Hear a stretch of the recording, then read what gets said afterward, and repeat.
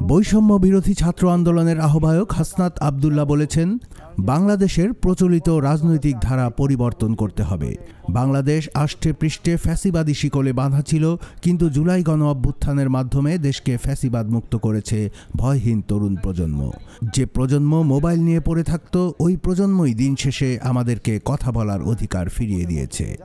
2 জানুয়ারি বৃহস্পতিবার সন্ধ্যায় কুমিল্লার দেবিদ্বারের একটি রেস্টুরেন্টে জাতীয় নাগরিক কমিটির মতবিনিময় সভায় প্রধান অতিথির বক্তব্যে তিনি এসব কথা বলেন।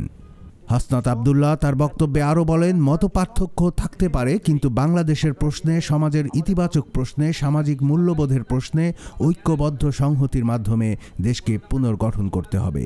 দেবিদ্বার প্রসঙ্গে তিনি বলেন, দেবিদ্বারের মানুষের কল্যাণে এ অঞ্চলে আর কোনো রাজনৈতিক সহিংসতা করতে দেওয়া হবে না। দেবিদ্বারে যে মতের বা পথেরই হন না কেন, এতে কিছু যায় আসে না। দেখতে হবে তিনি দেশের কল্যাণ চান কিনা, দেবিদ্বারের কল্যাণ চান কিনা। জামাল উদ্দিনের সঞ্চালনায় নাগরিক কমিটির মতবিনিময় সভায় আরও বক্তব্য রাখেন মোহাম্মদ মুজিবুর রহমান, সাইফুল ইসলাম শামীম, ডাক্তার সাঈদ, নাহিদ হাসান ও বৈষম্য বিরোধী ছাত্র আন্দোলনের কুমিল্লা জেলা আহ্বায়ক সাকিব হাসান। কুমিল্লার কাগজ, নিউজ ডেস্ক।